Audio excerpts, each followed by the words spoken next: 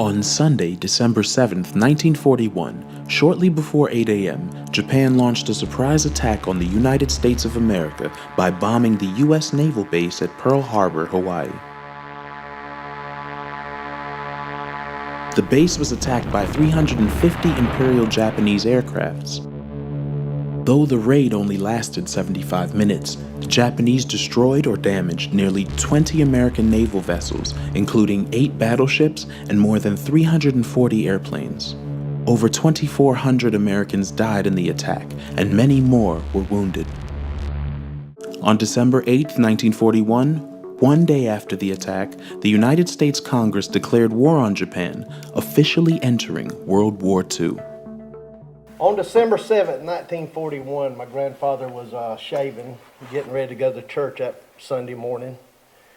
He got one side of his face shaved, and he heard a ruckus coming from outside. The other soldiers come in and said, Air Force is making a landing on the Navy. And what this meant to them was it was maneuvers the Air Force would practice with the Navy on surprise attacks in case there was an attack. So grandfather and his friends went down towards the harbor to watch the show, which they thought was going to be just maneuvers. And when they got to the harbor, the first bomb went off. And as the first bomb went off, one of his friends turned around to my grandfather and said, "The Japs are attacking Pearl Harbor. Let's go back to the barracks." So they went back to the barracks, and they got to realizing that they had no guns or ammunition. There was an ammunition depot up in the mountains, just about a mile from where they was at. So grandfather, they took off running to go to the ammunition part. They was going through the sugar cane fields because there's a lot of sugar cane at Pearl Harbor. And there was a pole standing up in the middle of the thing, and grandfather run into that pole going through the sugar cane, busted his nose up. And he said he come to, got up, and went on up to the ammunition place up in the mountains.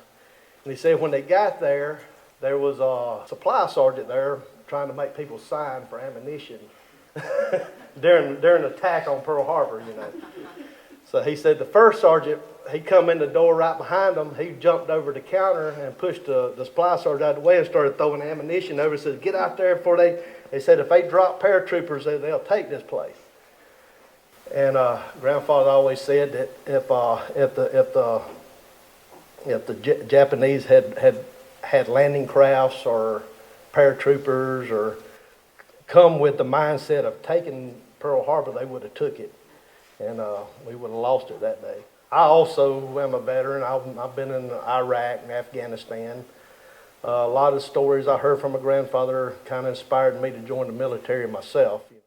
A live hand grenade was thrown into the bunker where all those men were, and I'm not sure if my dad did it or one of the other men that was in there, but somebody picked up that live hand grenade. It didn't go off, threw it out of the bunker.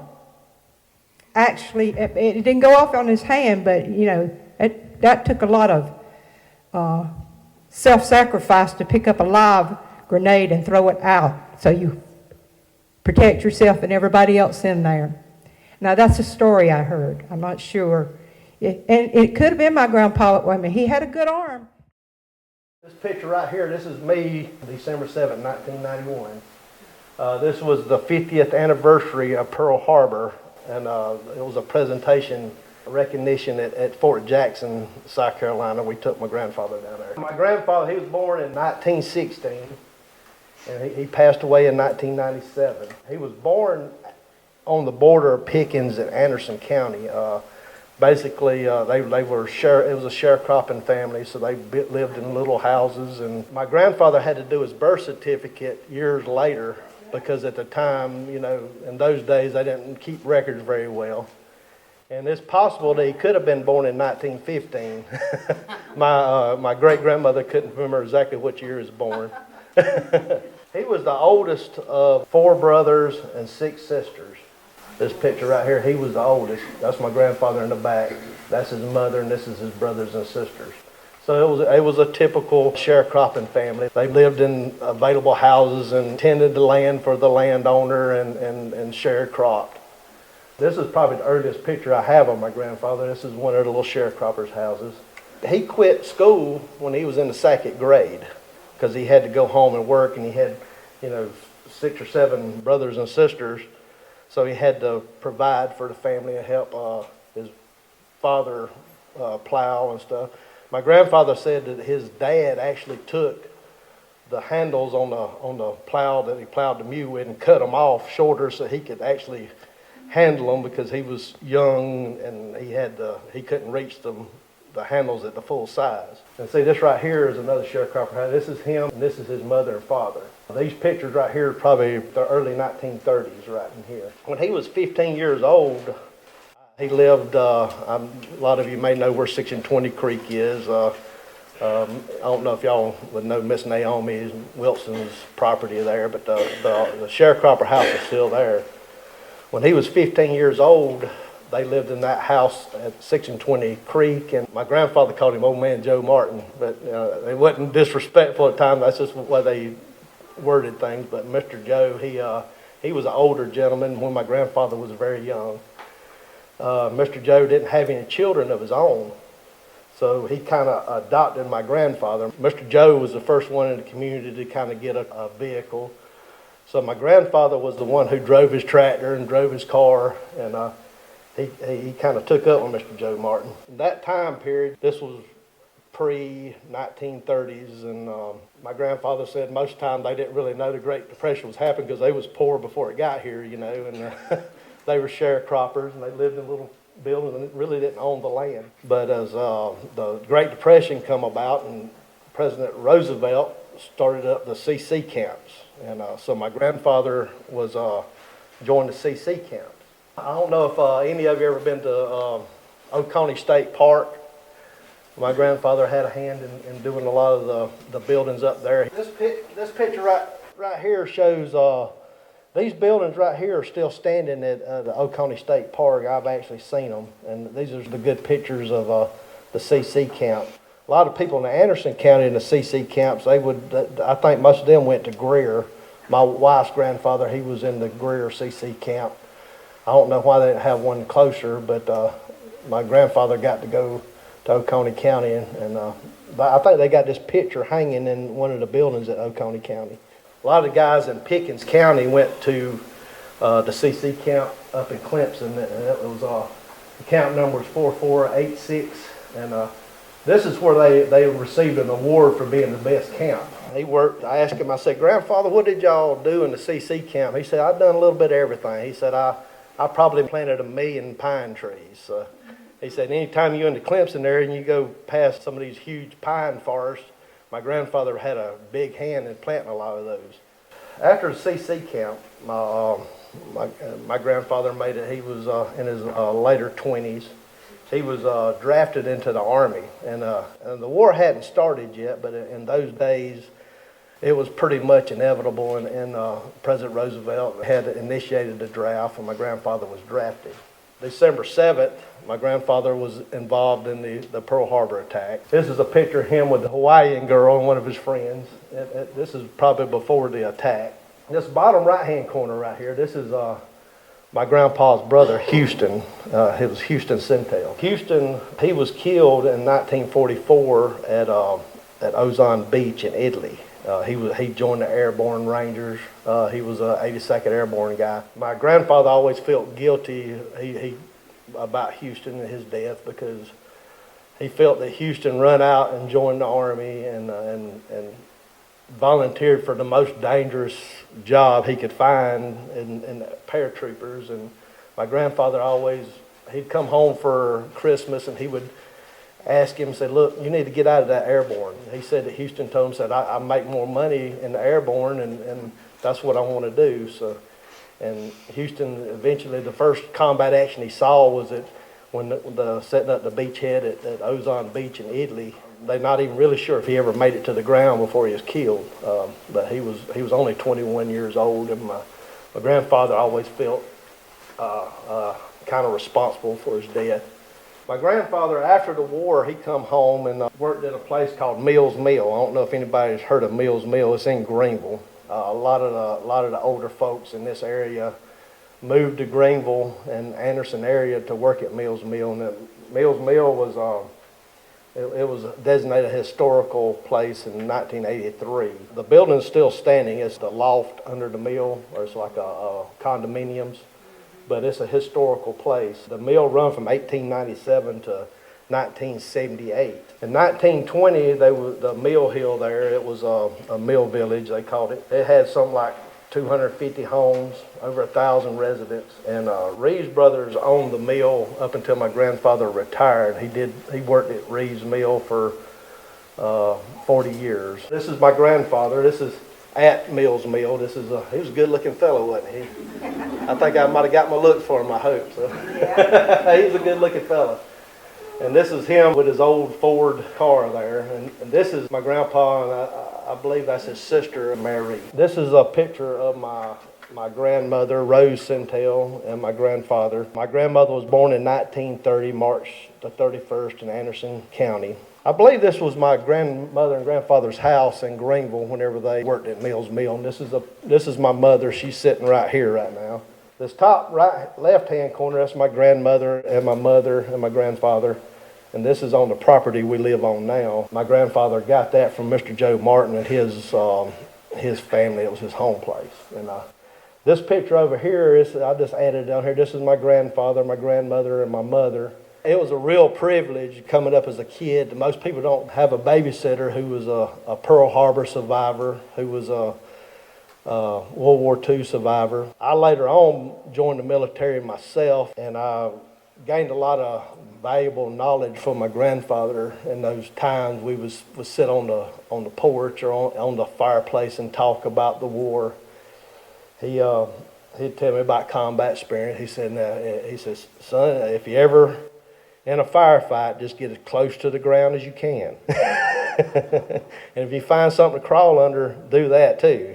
So after Pearl Harbor, he come back to the States. He wasn't on the first wave of D-Day, but after the D-Day invasion, he went in a couple days later, and his job in the military was to operate a power plant. The power plant supplied the power to the anti-aircraft gun for the radar. He told me he'd pull up somewhere. He had a bulldozer. He'd dig a big hole. He'd get he had a generator, a big power plant inside of a truck, and he would back that truck down in that hole, and he'd set up the power plant, get it running, run the lines to the radar to pick up the anti-aircraft. And so his job in the military was to basically supply power to the radar and the anti-aircraft guns. Also, he was in the Battle of the Bulge. He was also involved with the crossing of the Rhine River. And he told a lot of stories about the crossing of the Rhine River. A couple of them I can remember right offhand. He said it would be 12 o'clock at night, and the Germans were on the other side of the river, and they was on this side, and he said they would open up exchanging fire between each other, and it was 12 o'clock at night, and you could sit and read a newspaper from the light from the guns. He said it was like that for hours. And during the battle, at one point in time, they had a tower set up for one of the discs that operated the radar for the anti-aircraft guns. And the Germans were trying to knock that disc off that tower, and they were shooting at it, and they actually come pretty close to knocking it down, and it didn't knock it all the way off, but it was kind of hanging there. And the sergeant told Grandpa, said, get up there and put that thing back up. So he said he got about halfway up the tower, and the Germans fired he said he don't really know what size gun it was, but he said at least a 50 cal. He said that he felt the percussion from the bullet, and they didn't hit him, but it got close enough to the percussion from the round passing knocked him off the tower. He fell down. And he said it knocked the breath out of him. He's laying down there, and the sergeant's down there screaming at him, get back up there. And he said he was pretty incapacitated. So finally the sergeant himself went up the tower and got the disc back up. And this is all under fire at the Rhine River. He sat and watched the Army engineers get the bridge blowed out from under them at least 5 times. He said they'd build it, the Germans come along, blow it up. And the engineers would come back in and build it again. The Germans would fly in and knock it down. I remember one time the pistol that's in the museum back here, there's a World War II pistol that my grandfather gave me that I donated to the museum. That pistol was put together in a gun plant in Germany as the Allies were going through. Grandfather went into the factory and put the parts together for that pistol. Well, the pistol, he didn't have enough hand grips to put the hand grips on the pistol. A German airplane had been shot down, and he got the plexiglass out of the windshield of that German plane and remade the handle for that pistol. So that pistol that's in the Andersonians for war, that pistol, the pistol grip is actually the windshield out of a German plane that got shot down. He put the plexiglass on the side of it. He'd take the silver package out of a cigarette pack and put behind it, make it look like it had chrome handles. And he toted that pistol. I can remember I was 15, 16 years old, and he had that pistol in his pocket then. He done bent the clip, and they only put like 2 bullets in it, you know. So he toted that pistol up until I was, you know, in my teens. I remember that's one of the questions I asked my grandpa, because when I see blood or something like that, I couldn't eat. I said, well, Grandpa, with all those people getting killed, all those people getting shot, how did you eat? He said, I was so hungry I could have sat on top of a dead body and ate just fine. He said, most time you stayed so hungry, you know, you had to do what you had to do. And this right here is a picture of the whole family. This is my grandfather, James Sentell, my grandmother, Catherine Sentell. This is my mother, Debbie Sentell Funk, and this is my dad, Jimmy Funk. This is me in the back top corner. This is my brother, Clint Funk, and this is my sister, Cassie. This kind of shows you the relationship me and my grandfather had. He'd get out there cutting grass, and I had to get my toy lawnmower out there. This is me and him playing football. I remember doing some research a while back, and he was probably one of the only veterans in Anderson County that was involved in both the Pacific and the European theaters. I don't think I've ever seen anybody else that was in both theaters of the war. But he was, after the war, he told me he was there for a few more weeks, and they shipped the soldiers and most of the Army guys back to the States to get ready to go into Europe. And he was in England for a good while. He told me a lot of stuff about England and about D-Day. I encourage you to go to the Andersonians at War. If you go to the World War II section, I got that pistol that I was telling you about. That was a German pistol that my grandfather put the plexiglass out of a German plane on. It's in that museum, and there's a lot of stuff.